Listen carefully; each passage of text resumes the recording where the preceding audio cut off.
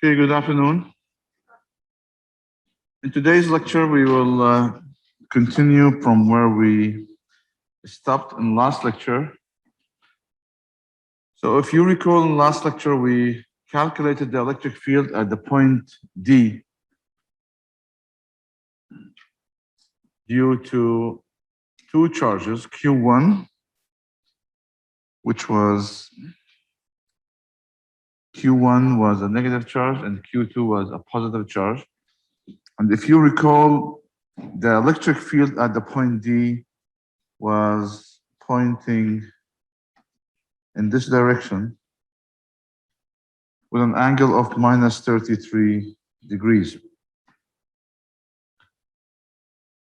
So this question is asking us to use the result we obtained from the previous example to calculate the electric force. So if you know the electric field at a specific location and you placed a charge at that location, you can calculate the exerted electric force. So at point D, we found E in last lecture. Now we need to calculate the force. If I am to place a positive 0.5 microcoulomb at the location D, and then replace it with a negative charge of minus 1 microcoulomb at the same location. So one at a time. We need to calculate the force. So I want you to do this on your own, but I will explain briefly to you what are you expecting to get. So if you use the equation F equals to QE, then you should know that the sign of the charge of the small letter Q is the one that defines the direction of the force. So for the first one, since it is a positive charge, then the direction of the force would be in the same direction of the electric field. And in this case, if I am to call this one FA, then FA would be in this direction.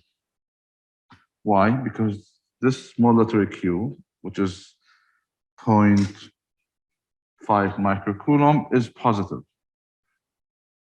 What about the second one, which is a negative charge? So if it's a negative charge, which is basically negative scalar multiplied by a vector, then the resultant force should be in the opposite direction. And in this case, FB would be in this direction, which is basically minus 33 plus 180 degrees. It's going to give you 147. And it is expected that the angle to be in the second quadrant. Why? Because the electric field is minus 33. Then if you want to add 180 degrees, which basically the definition of the minus for the vector here, it's going to give you in the opposite direction, it would be 147 degrees, which is second quadrant. So those are the results for A and B. Now let's move on to the electric field lines. If you recall, we said that electric field lines are used to visualize the electric field.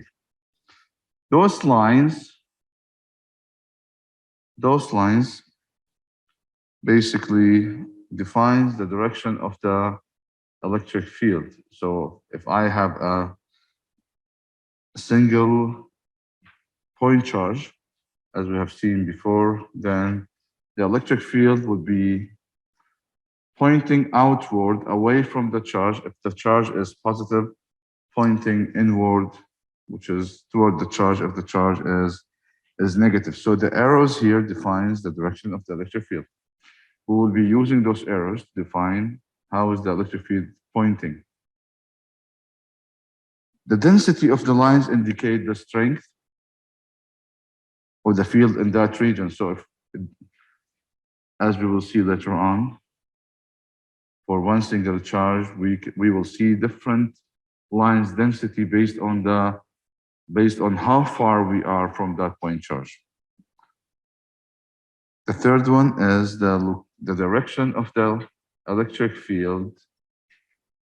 If we have electric fields that have curved lines, then at any point on that curved line, I can draw the tangent, and then based on the direction of the electric field, I can define the direction of the electric field at that point. We're going to come to an example. Then the fourth one is those lines do not cross, and we're always going from the positive charge toward the negative charge. If we have two charges from different type, we will see that in the coming slides. So the first one here that we have seen is a single point charge being negative. Those lines are always pointing, the electric field is always pointing toward the negative charge. So this one is a negative charge.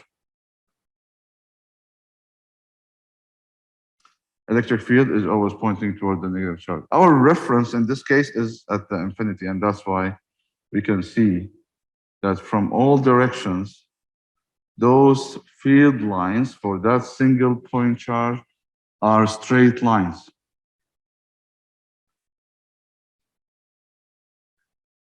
Look at the arrows, defines the direction of the electric field. Look at the density. If I'm looking at this region or that region, you can see that the region that is closer to the point charge has more field lines than the one that is further away.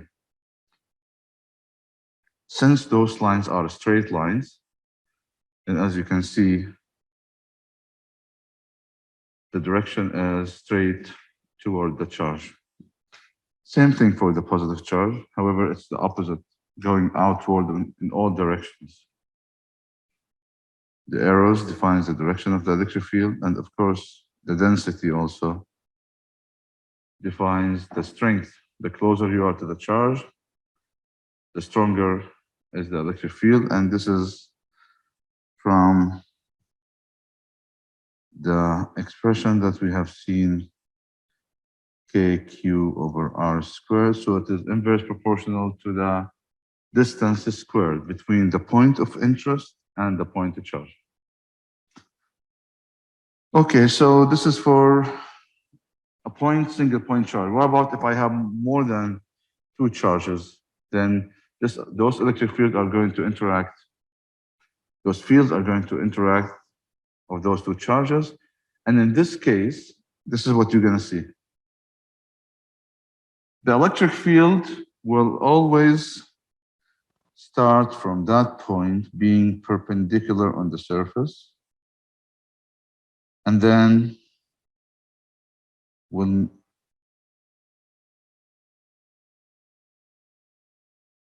converge in a way that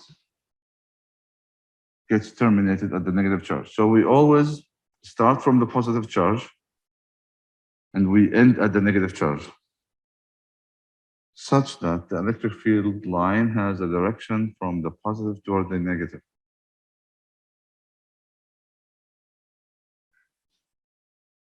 Now, if you want to find the location or the direction of the electric field, any point on those field lines, so what you need to do is to define the point and then draw the line and draw the tangent at that point on that line.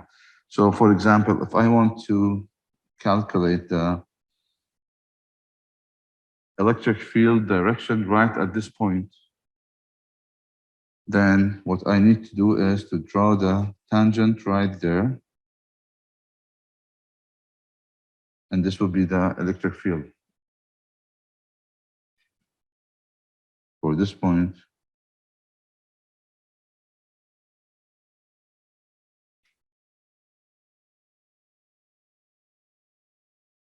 And so on So the tangent lines defines the direction, putting the arrows such that you are going away from the positive toward the negative. So if you do it right here at this point, the slope here is 0. This is the tangent line, and the direction of the electric field would be this one.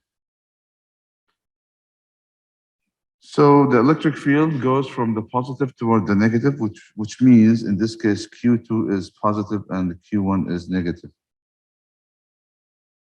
which basically makes the answer to this question as C.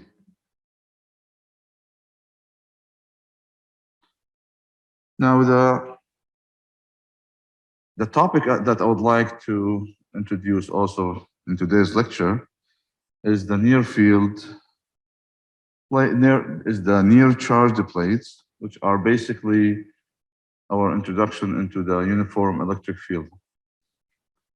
And also would like we will study the motion of charges within the uniform electric fields. In the next lecture, we will be studying the electric potential energy and the electric potential. So let's do this example here. What is the direction of the electric field at the location indicated by the asterisk in the field lines diagram to the right? Which answer do you think is the correct answer for this example? Is it A, B, C, D, or E? You said E? B.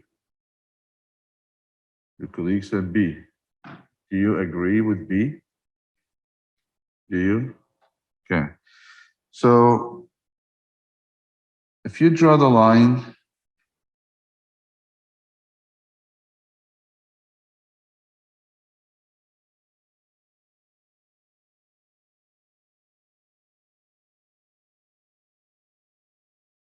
it should be in the tangent line here. So the answer is B. Tilted a bit. Okay. So what about this example? Where is the magnitude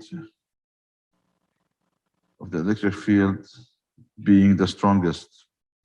Is it A, B, C, or D?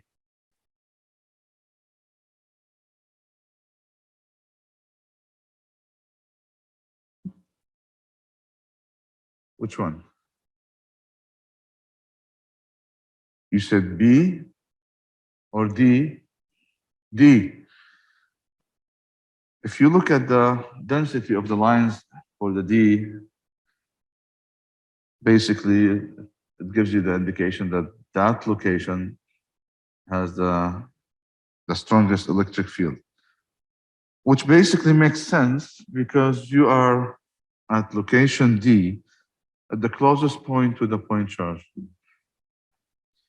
assuming that those all are coming from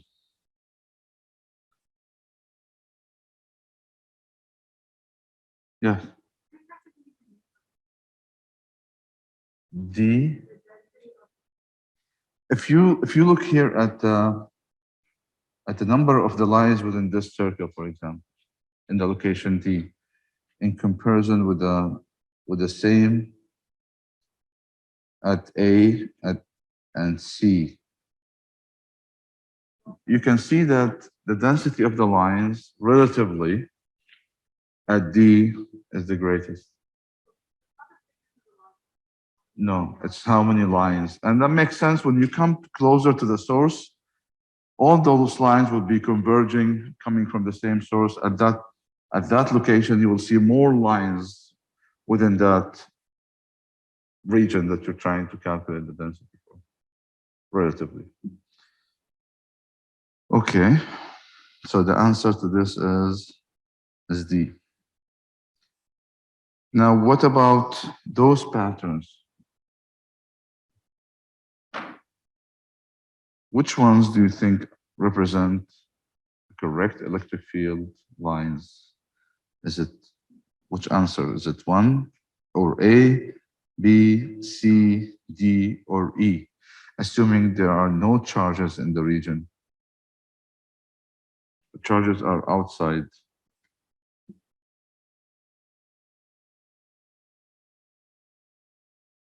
You're not sure about? About 2. What about 1? That's wrong. What about 3?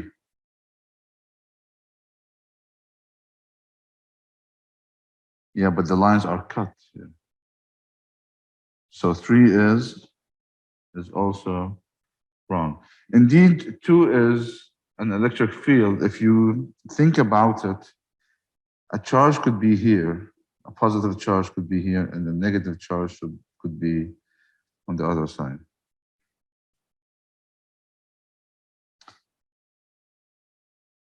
Of course, the distribution may be a bit different than a single point charge, but at least I have field lines going in a way that they don't interact, they don't cross, they go in one direction from one direction to another.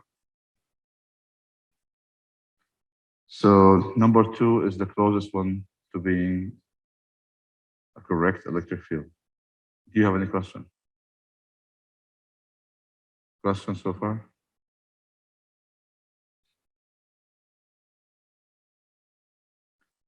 So the answer is B.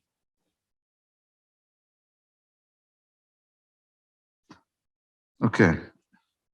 Now let's talk about charges being on plates. So far we have seen, or we were studying point charges, only point charges. And we were looking at the effects of the electric field and the force due to point charges. Now, what happens if I put or lay out many charges on a plate? Those charges are laid out such that they're sitting close to each other. They're adjacent to each other. What's going to happen to the electric field? In this case, since the charges are distributed along the plate, the charges are not going to, the field is not going to look like what we have seen for one single point charge, diverging away, for example, or converging toward the negative charge. In this case, the field lines are going to look parallel and all perpendicular on that plate. And this is due to the contribution of all those charges that are sitting beside each other, resulting into a net electric field that is perpendicular on that plate. So if I have positive charges on this plate, then you can see that the field lines would be perpendicular on that plate and looking parallel this way, with the same feature pointing outward because it's a positively charged plate. Now, the same thing is going to happen if I have negatively charged plates. Yes, the field lines are going to be perpendicular on that plate, but will be pointing toward the negative charges on that plate. And it will be from both sides because the charges are distributed on that plate on both sides. So what does this mean? This means if I am to only shift one of those plates slightly and make them overlap, assuming that the shift or the distance between those two plates are small, then right at this location, as we will see here,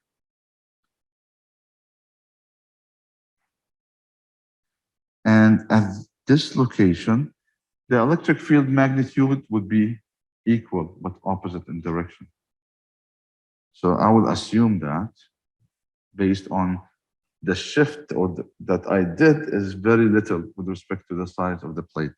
Also, the electric field here would be equal to electric field here in magnitude, but opposite in the direction. Now, if I put them facing each other, then I'm assuming that the electric field outside would cancel. So I have zero electric field outside those two plates, only electric field between those two plates. Because outside they're going to cancel, inside they're going to add. Now, one more thing I will assume, and this is ideal, by the way, one more thing I will assume, practically, if I have two plates facing each other this way with the being charged, opposite charges, practically in real life, the electric field will tend to curve also this way. But ideally, I will assume that what we're calling here this fringing field does not exist. So ideally, I will assume that the electric field outside is zero and the fringing field is also neglected. So ideally, I only have the electric field between those two plates.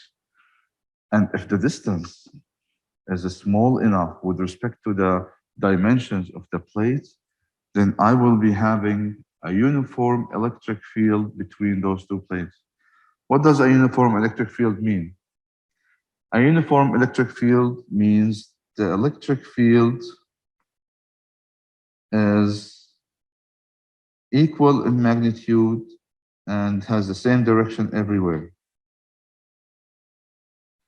So anywhere, at any point between those two plates, I will be having an electric field that is constant in magnitude and the same direction. Anywhere in between, the electric field is not going to vary. This is the uniform electric field. And now calculating the electric field for parallel plates for this topology, which are two plates facing each other, is not calculated with the same expression that we have introduced in the last lecture. This expression is for one single charge or one single point charge. Here we have charge plates. So the expression for calculating the electric field is different. We're not going to talk about it in this course, or at least in this lecture. Okay? So here, I'm using the ideal case, which is fringing field is ignored, and the field outside is also zero.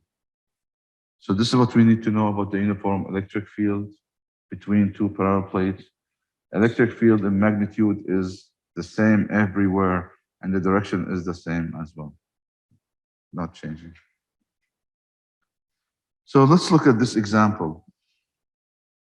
In this example, we have a tiny negatively charged oil drop of mass 2.45, 10 to the power minus 14 kilograms, is in a region of uniform electric field of magnitude 5, 10 to the power 5 newtons per coulomb. So we have a tiny oil drop. You can look at it as, hanging in the air. But why? We have uniform electric field. So we have two parallel plates that are charged with different charges. This parallel plate is generating a uniform electric field between.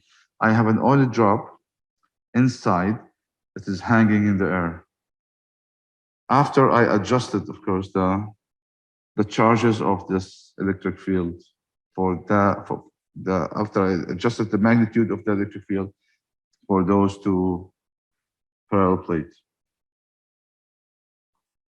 So this electric field is just sufficient to hold the oil drop motionless against the force of gravity. So this tiny drop has a mass, and there is a gravitational force applied on it.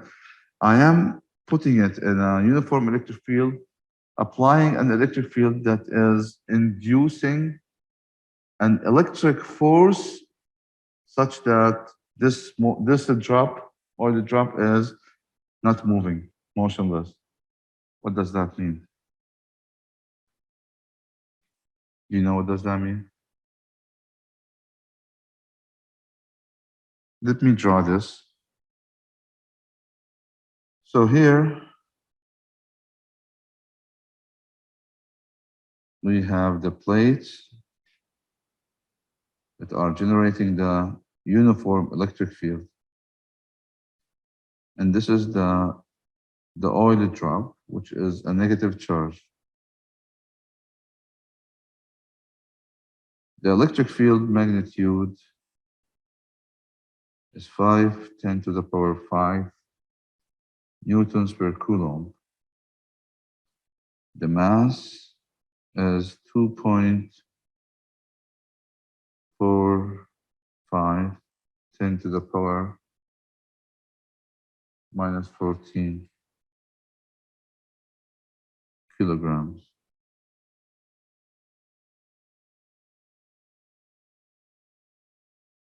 And this is a negatively charged.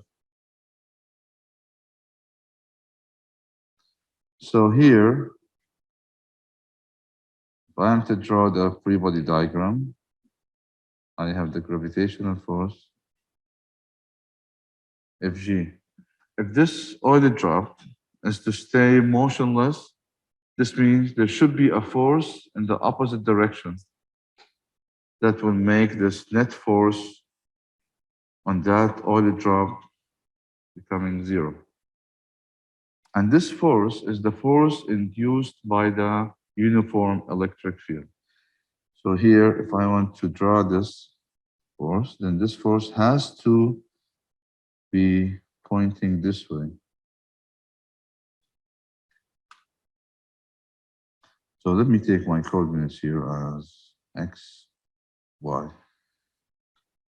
Now the question is asking, what is the direction of the electric field? Do you know the direction of the electric field?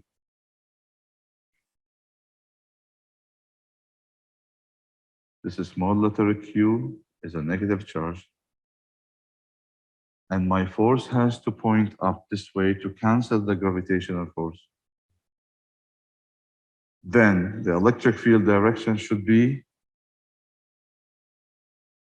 yes, y up.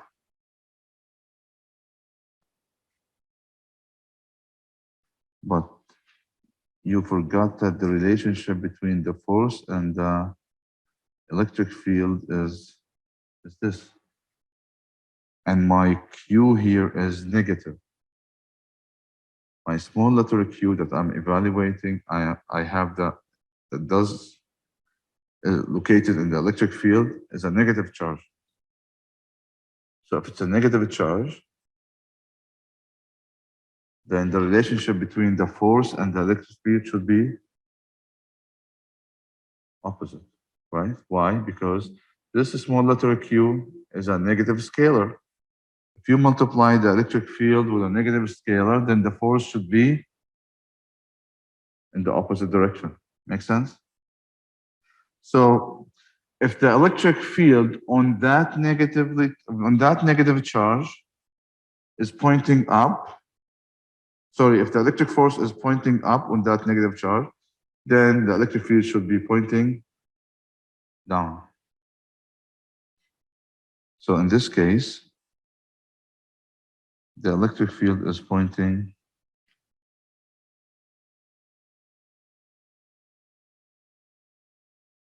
down. So A, down. Has to be down. Okay, what about B?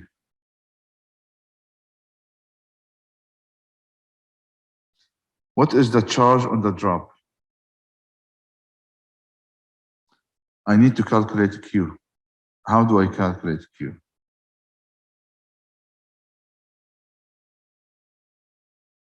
You know? How can I calculate Q? The charge. Can I find the can I calculate the electric force? Yes, I can. How? I can calculate Fe if I take Newton's first law, Fy equals to 0, and then I have Fe positive minus Fg equals to 0. Then Fe is Fg, or Fe is m times g. I know m 2.45, so Fe is 2.45, 10 to the power minus 14 times 9.8. This is Fe, is that right? And I also know that F magnitude equals to Q magnitude times E magnitude, or F, which is a magnitude, Q times E. And I know that Q equals to Fe divided by E, or Q magnitude is 2.45, 10 to the power minus 14 times 9.8 divided by 5, 10 to the power 5, which is Q is 4.8, 10 to the power minus 19 Coulomb. And I know it's a negative charge, that's why I will write Q is minus 4.8, 10 to the power minus 19 Coulomb. So this is a Q. See? I used the gravitational force. I used Newton's first law to calculate the value of the what's supposed to be the electric field, the electric force. And then knowing the electric field, I managed to calculate the charge. Right? So any question about how did we calculate the charge, or how did we find the direction of the electric field?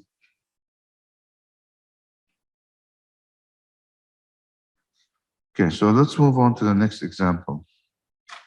In next example here, we have the following. The electrons in a particle beam each have an initial kinetic energy of 1.6 10 to the power minus 17 joules. The beam is directed to the right, as shown. What is the uniform electric field, magnitude and direction necessary to stop these electrons in a distance of 15 centimeters? So we have those electrons coming with initial, leaving the gun with an initial kinetic energy of 1.6 10 to the power minus 17 joules. This is the kinetic energy, which basically means I can get their initial velocity as well. Knowing the kinetic energy, I can get the initial velocity. I know the mass of the electron. Anyway, I know their initial kinetic energy. I need to apply a uniform electric field on those electrons that have initial kinetic energy to make them come to a stop after 15 centimeters, which means to come to a zero kinetic energy after 15 centimeters. Okay, so here, this is my electron. I'll take one electron. And this electron has a velocity, and this velocity v1, I don't know, but I know the kinetic energy. 1.6 10 to the power minus 17 joules. So here is EK1. It's going to come to a stop where V2 becomes 0. And as a result, EK2 is also 0. I need to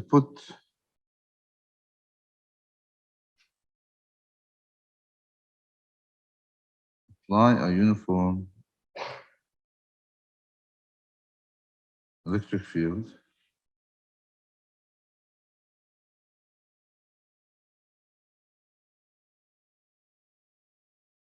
such that this is the displacement.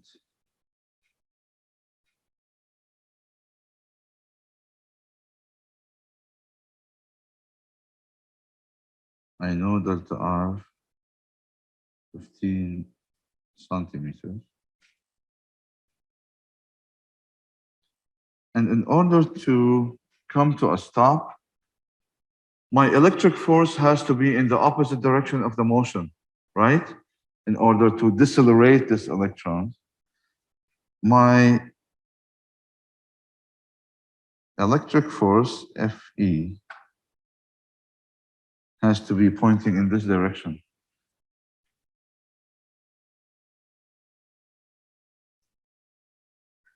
So the question here is asking me about what is the uniform electric field magnitude and direction necessary to stop these electrons at a distance of 15 centimeters. I know the mass of the electron is 9.11, 10 to the power minus 31 kilograms. So how do I solve it? I can solve it with the work energy theorem, and I can also solve it with the kinematics. It's up to you. So let me do it with the work energy theorem. In the work energy theorem, what do I have here? I have W equals to delta EK, or W equals to EK2 minus EK1. I know EK2 is 0 because it's coming to a stop. Then I have the work being minus 1.6 10 to the power minus 17 joules.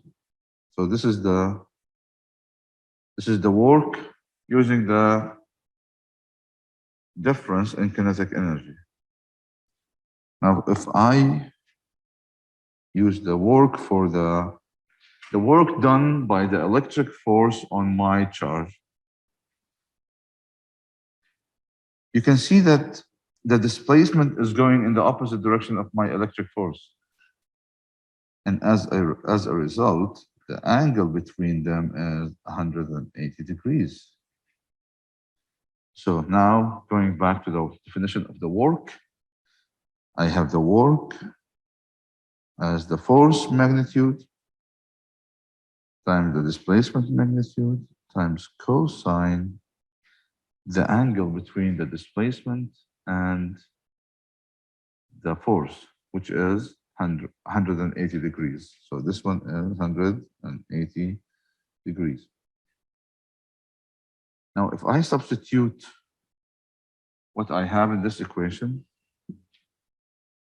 I have the work as minus 1.6 to the power minus 17. So I'll substitute this 1.6 minus 17 equals to Fe times delta R is 15 centimeters, which is 15 10 to the power minus 2 meter. So Fe times 15 10 to the power minus 2 times minus 1. And Fe is 1.6 10 to the power minus 17 divided by 15 10 to the power minus 2. So this is the force. I need the electric field. I know the electric field the relationship between the force and the electric field is Q E. Then I can say E equals to Fe over Q magnitude, or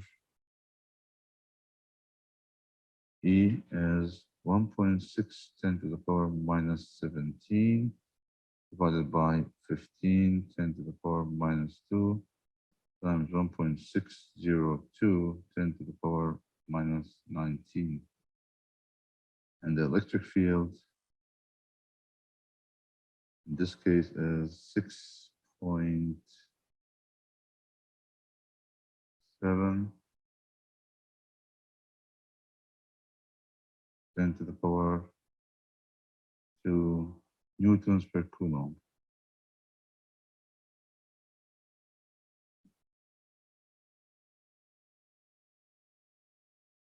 You can also solve it with the kinematics. You can find the acceleration, and from the acceleration, from the kinetic energy, you know the velocity, the initial velocity, and the final velocity is 0.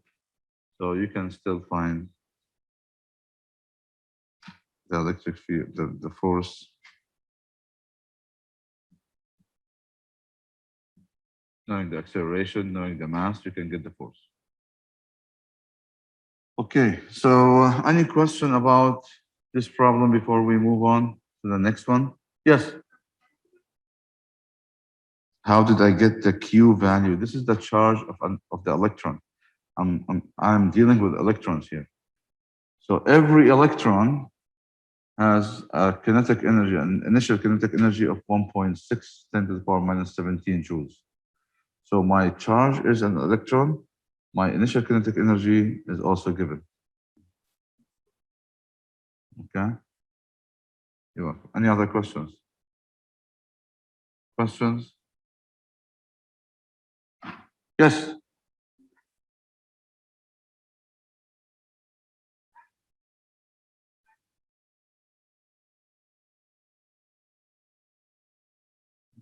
What happened to the 15? It's not 1.5, it is 15. 15 centimeters converted to meter becomes 15 times 10 to the power minus 2. Okay, so this is the electric field. The direction. What is the direction of the electric field? Now this takes us back to here. Again, what is the charge that you are evaluating the electric force at? It's an electron, which means it's a negative charge, right? If it's a negative charge, then the direction of the electric field should be opposite of the force. So in this case, if the electric force is pointing to the left, then the electric field should be pointing to the right.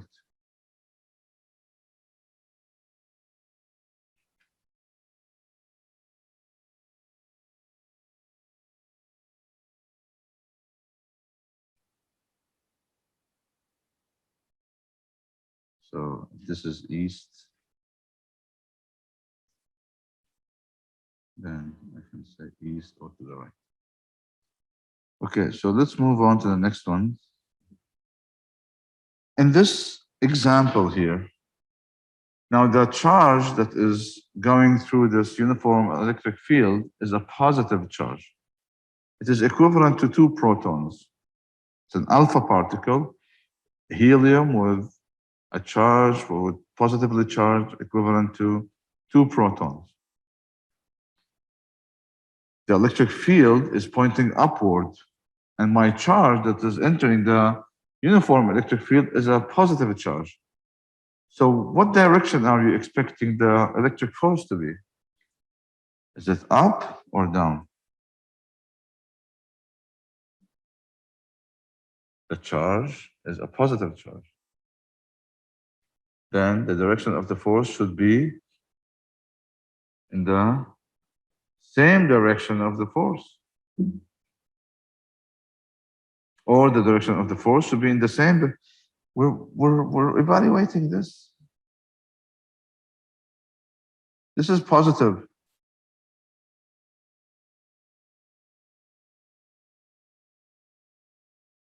The small letter q is the charge that is entering the uniform electric field. If that charge is positive, then the direction of the force should be in the same direction of the electric field. This means that the electric force should be pointing up, which means this charge should be drifted up, right? So those are all wrong.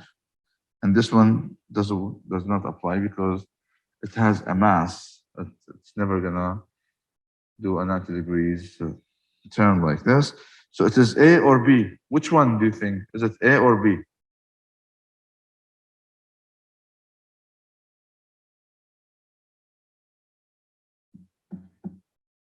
A, why A?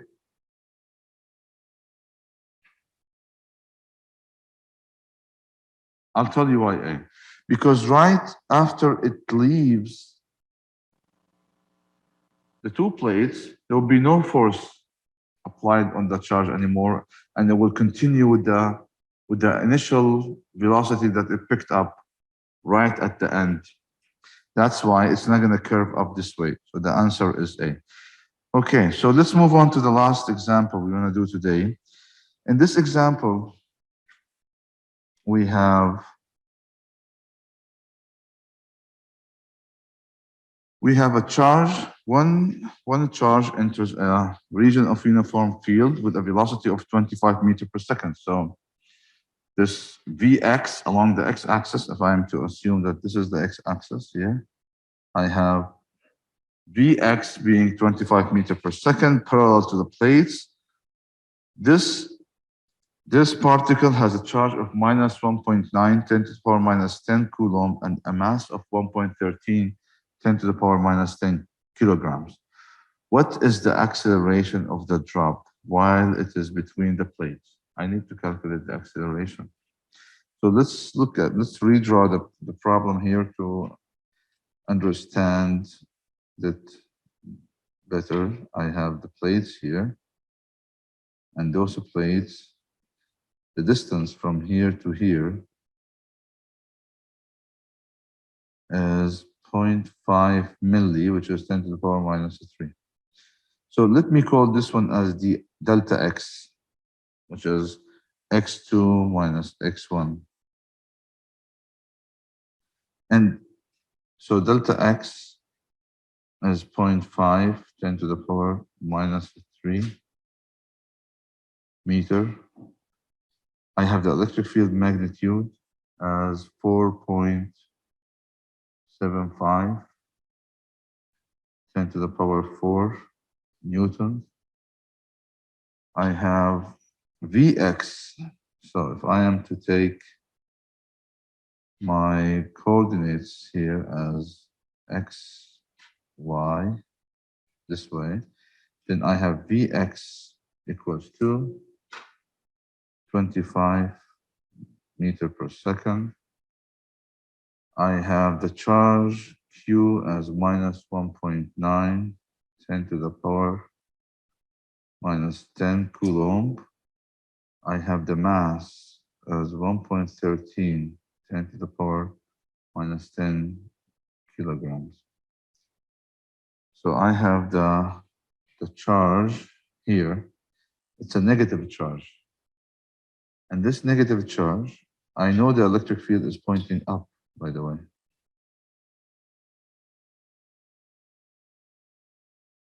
So if the electric field is pointing up and this charge is a negative charge, what direction are you expecting the force to be?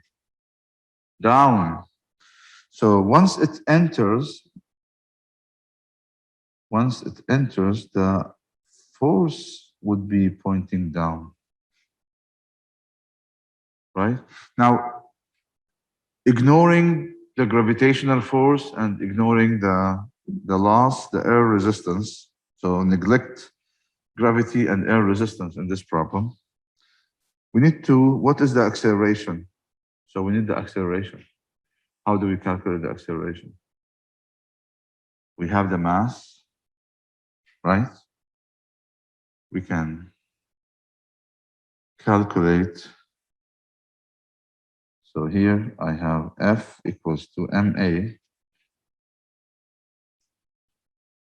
F equals to MA. So if I need the mass, then the mass is, the only force applied on this particle is the electric force, so it's Fe over M. A is Fe over M. How much is Fe? I know the charge. I know the electric field.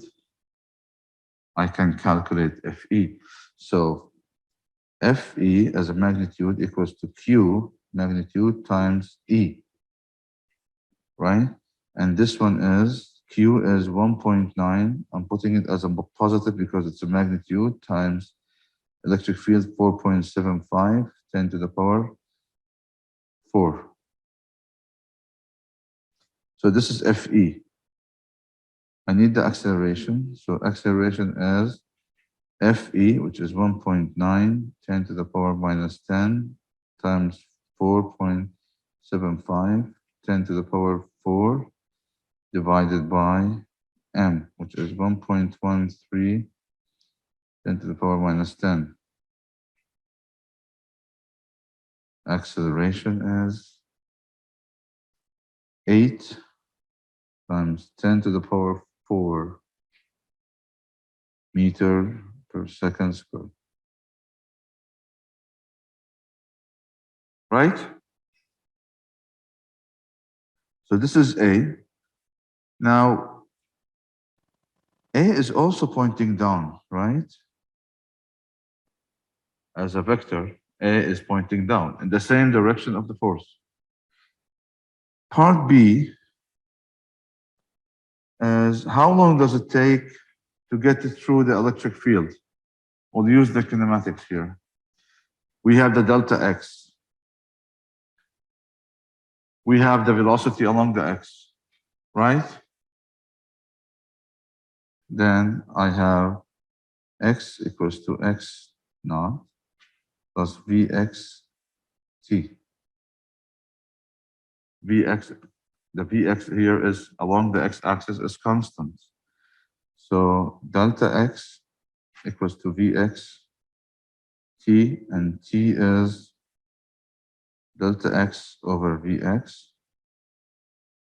T is 0.5, 10 to the power minus 3 divided by 25, and t is